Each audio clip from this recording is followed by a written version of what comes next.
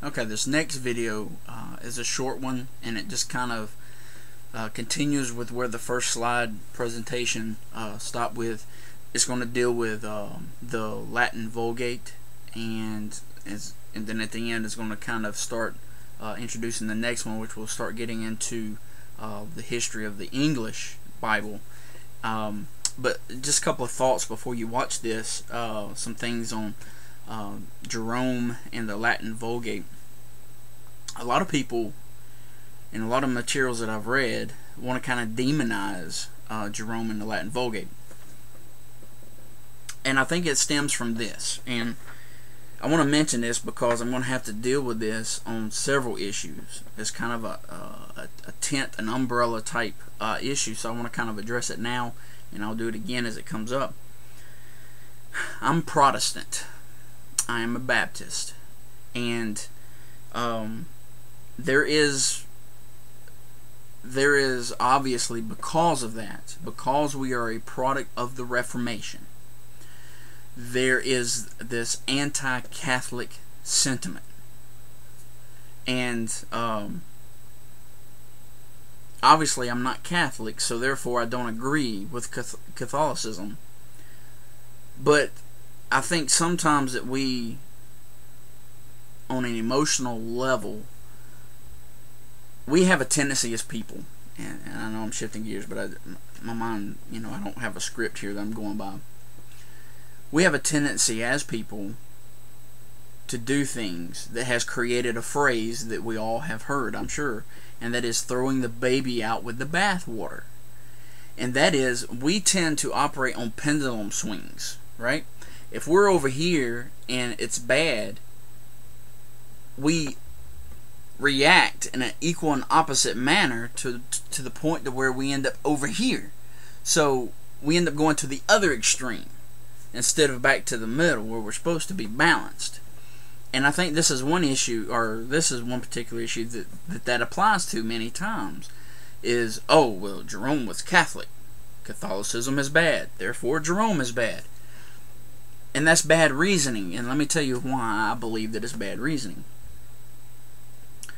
Up until, if you lived in England, okay, up until King Henry VIII, if you were a Christian, you were a part of the Catholic Church.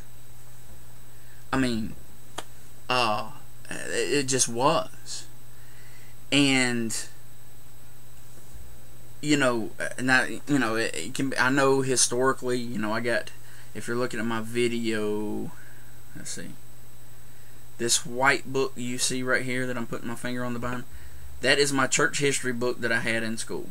Okay, I had church history as one of my classes, and that's the textbook we use. So I know that the Catholic Church, Roman Catholic Church, wasn't established until, some 100 years after Christ.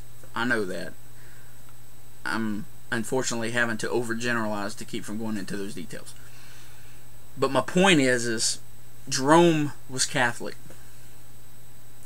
Everybody was Catholic then.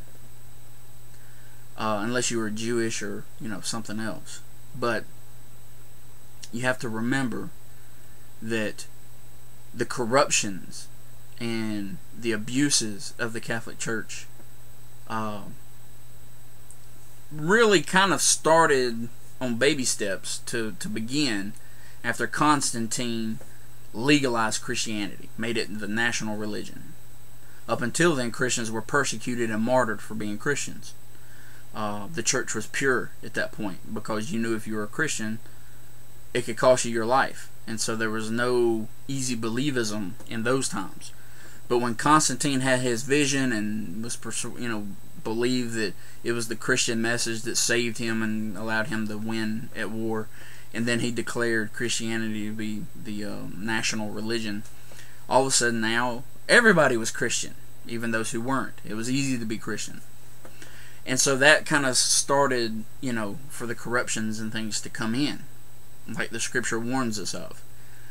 But what I'm saying is we need to guard against throwing the baby out with the bathwater, okay? Yes, the Catholic Church, has corruptions and teaches unbiblically, those things. But just because of that doesn't mean that you need to dismiss Jerome. Now, I'm not saying, I'm not trying to hold Jerome up on a pedestal, but you got to give the man credit that God gifted him. I mean, he was a super duper smart fella, an academic, a scholar. I mean, Greek. He knew Greek, Hebrew. I mean, he was excellent in these languages and other languages. And so what he did was, I mean, just unparalleled. Now, of course, the Catholic Church, wanting to keep uniformity, used his Latin Vulgate, which he translated the original language into Latin. They established it as being the church, the Bible for all the churches to use. Okay, they didn't want any diversity. This is it, and so that was their scriptures until the time of the Reformation. So I just want to point that out.